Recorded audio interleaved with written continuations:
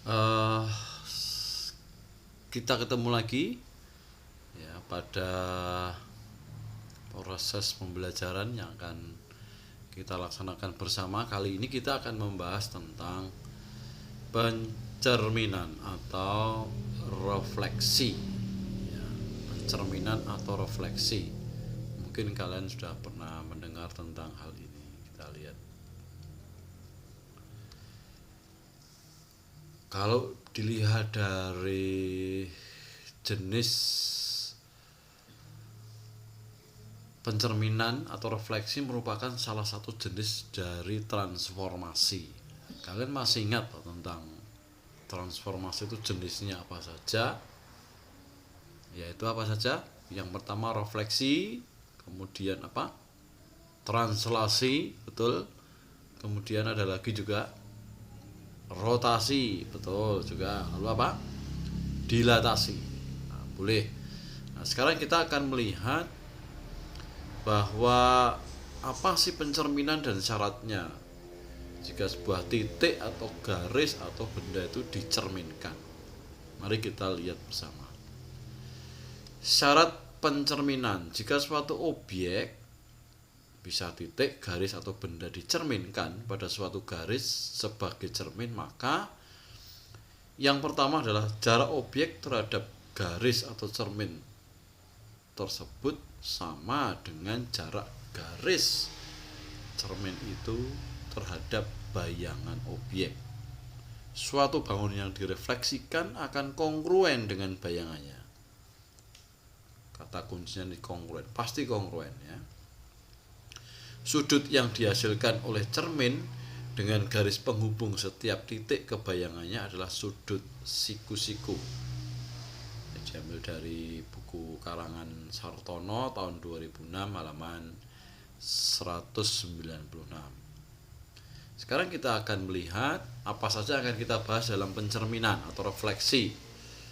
Ada 6, yaitu pencerminan terhadap sumbu X, kemudian sumbu Y, pencerminan terhadap garis Y sama dengan X, pencerminan terhadap garis Y sama dengan min X, pencerminan terhadap garis X sama dengan H, dan yang terakhir Y sama dengan H. Ya, kita akan membahas 6 macam pencerminan. Mari kita lihat yang pertama, pencerminan terhadap sumbu X. Di situ ada koordinat ya, bidang koordinat. Ada segitiga ABC. Ya, tadi ada segitiga apa? ABC dicerminkan terhadap sumbu X, ya, dicerminkan terhadap sumbu X. Ada segitiga ABC. Maka kita lihat titik A, hasil pencerminannya adalah A aksen. Nah, ini nariknya harus garis tegak lurus terhadap sumbu X. Maka jarak dari titik yang letaknya berpotongan dengan sumbu X di sini sampai ke A, dan dari titik sini ke sampai ke aksen sama. Sesuai tadi yang sudah kita bahas yang pertama tadi, slide pertama.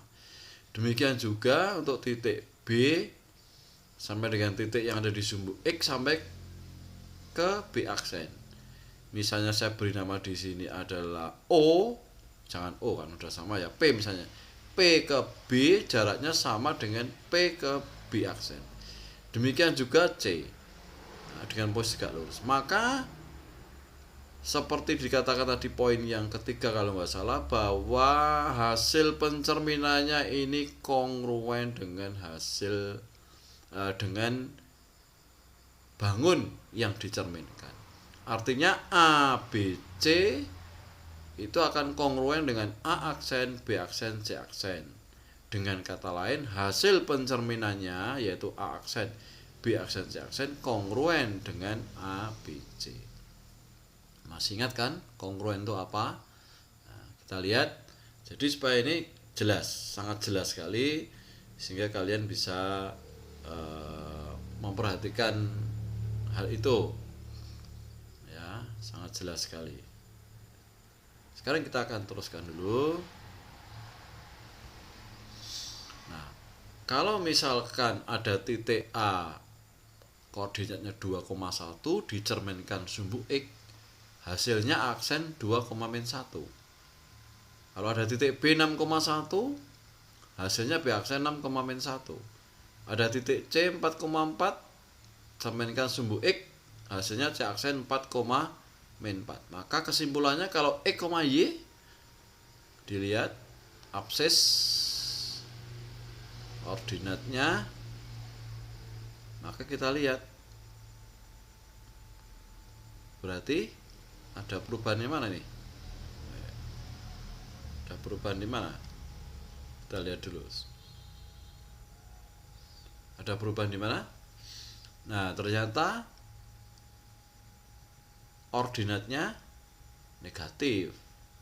Maka di sini kalau X, Y berarti X, min Y. Kesimpulannya pencerminan titik P, X, Y terhadap sumbu X hasilnya adalah titik P aksen X, min Y. Nah, itu untuk pencerminan sumbu terhadap sumbu X. Nah, kita lanjut. Ini kita tinggal saja karena bentuknya matrik, kalian belum sampai di sini ya, nanti akan sampai. Nah, sekarang kalau terhadap sumbu Y sama saja, prinsip dasarnya sama, hanya bedanya cerminnya kalau tadi sumbu X, ini adalah sumbu Y ya, jarak ya dari titik ini ada di sumbu Y dari titik A ke titik sumbu Y, dan dari di sini sampai ke A aksen jaraknya sama. Demikian juga bangunnya kongruen dengan bangun asli ketika sebelum dicerminkan ya. Nah, sekarang kita lihat lagi untuk titiknya sama juga terhadap sumbu Y, ada titik A dengan koordinat 2,4, di sini aksen min 2,4. Titik B 6,2 dicerminkan terhadap sumbu Y, hasilnya B aksen min 6,2 dan seterusnya. Maka lihat polanya. Lihat polanya. Yang ordinat masih utuh, yang belakang masih utuh. Yang berubah hanya yang depan. 6 menjadi min 6. Maka kalau X, Y ada titik P, X, Y dicerminkan terhadap sumbu Y, maka P aksen hasilnya adalah yang berubah depannya nih, absis. Berarti min X, Y. Ini kesimpulan. Ya, kesimpulannya ada sebuah titik P, X, Y dicerminkan terhadap sumbu X, maka hasilnya P aksen min X, Y. Nah, ini matriknya nggak usah, sama saja. Nah, jadi nah, sekarang yang agak berbeda ini adalah kita pencerminan terhadap Y sama dengan X. Perhatikan garis Y sama dengan X. Wow, meloncat. Sorry. Y sama dengan X. Nah, ini dia. Cerminnya ini sekarang. Ya.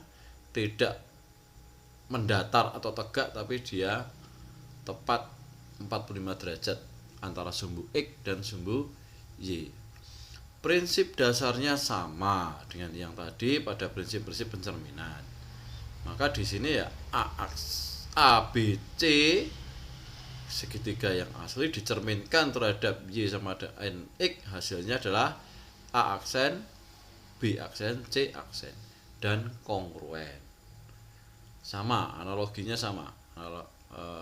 Analog dengan yang hasil pencerminan tadi sumbu X, sumbu Y. Kita lihat untuk titik-titiknya. Jika ada titik A 4,1 dicerminkan terhadap garis Y sama dengan X, hasilnya adalah A aksen 1,4. Kalau B 7,1 hasilnya 1,7. Lihat, perhatikan polanya. Perhatikan polanya. Demikian juga yang C 7,6, 6,7. Maka jika kita lihat polanya X, Y hasilnya adalah ya betul sekali Y, X, dibalik aja ya, dibalik aja. Nah, ini menjadi kesimpulan juga pencerminan terhadap garis Y sama dengan X jika ada P X, Y hasilnya adalah P aksen Y, X. Ya, kalian bisa rangkum satu persatu dari pencerminan sejak awal tadi. Nah, ini nggak usah. Nah, sekarang pencerminan Y sama dengan min X. Ini perhatikan garisnya, apa bedanya dengan yang tadi yang Y sama dengan X? Arahnya ya. Arahnya meloncat lagi sebentar. Nah, arahnya. Kalau tadi Y sama dengan X kan ke sini. Nah, ini yang ke kiri atas. Kalau tadi ke kanan atas. Sama, prinsipnya sama, ya. Prinsip-prinsip pencerminan di sini jelas, gambarnya aja kamu lihat. Ya, prinsip pencerminan sama aja. Kongruen, lalu tegak lurus, jika titik-titik ini dihubungkan, jaraknya sama, ya. Sekarang kita lihat untuk titik-titiknya. Jika ada titik A min 5,7 dicerminkan terhadap garis Y sama dengan min X, maka hasilnya A aksen min 7,5. Kalau ada B min 1,7 dicerminkan Y sama dengan min X, hasilnya B aksen min 7,1. Perhatikan polanya. Perhatikan polanya. Lihat polanya, perhatikan. Nih, min 1,7 menjadi min 7,1. Min 1,3 menjadi min 3,1. Maka kalau ada titik P X, Y berarti ya betul sekali. Tinggal ditukar saja lalu negatif, ya, dibuat negatif yang depan. Sehingga di sini jika X, Y menjadi min Y, min X. Betul kan? Nah, sangat jelas, ya. Nah, maka di sini kesimpulannya adalah itu tadi, jika ada titik P koordinatnya X, Y dicerminkan terhadap Y sama dengan min X, maka hasilnya adalah min Y, min X. Ini pencerminan terhadap garis Y sama dengan min X, ya. Nah, sekarang pencerminan terhadap garis X sama dengan H. Apa maksudnya garis X sama dengan H? Jika kita melihat di sini, perhatikan, ini adalah contoh garis X sama dengan H. X sama H, misalnya saya isi, hanya saya ganti nih hanya saya ganti 4, maka X sama dengan 4.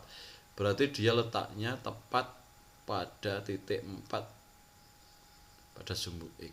Nah, di sini misalnya. Nah, ini kalau nanti X sama dengan min 5, berarti letaknya tidak di sebelah kanan tapi di sebelah kiri. Di sini garisnya tegak.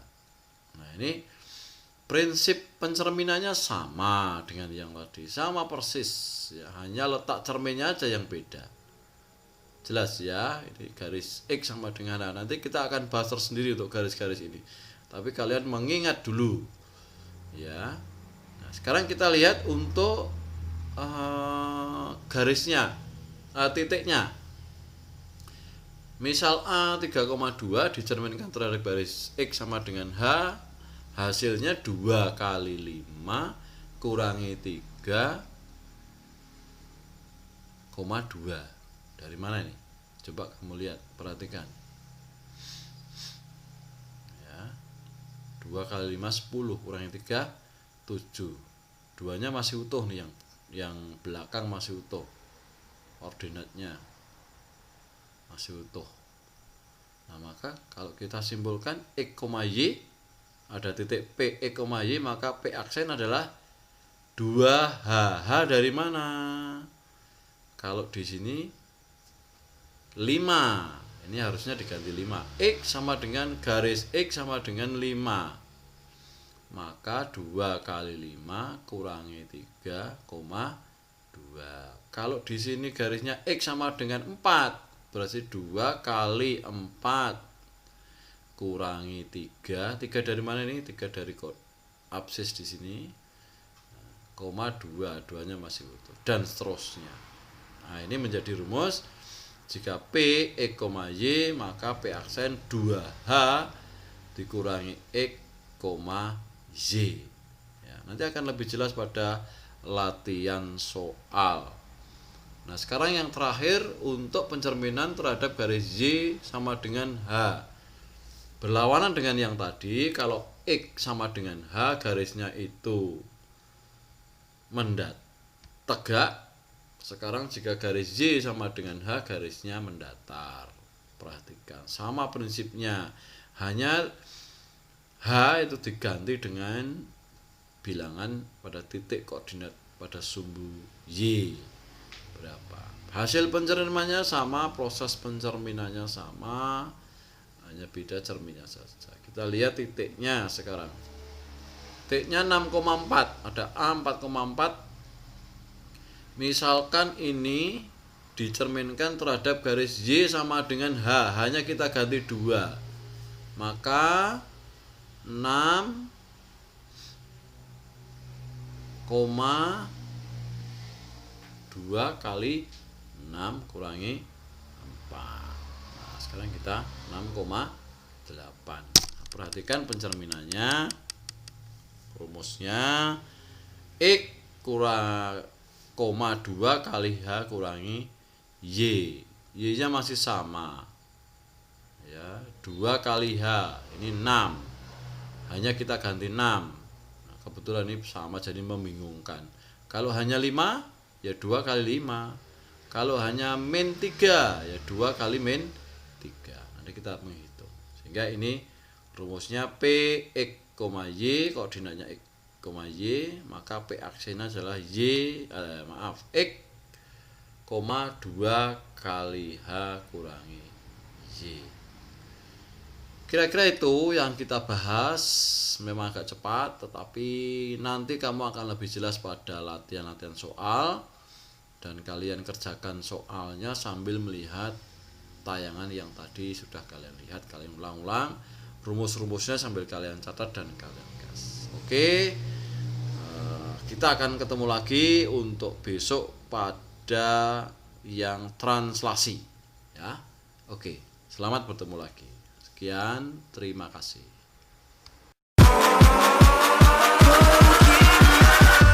Catch 'em all.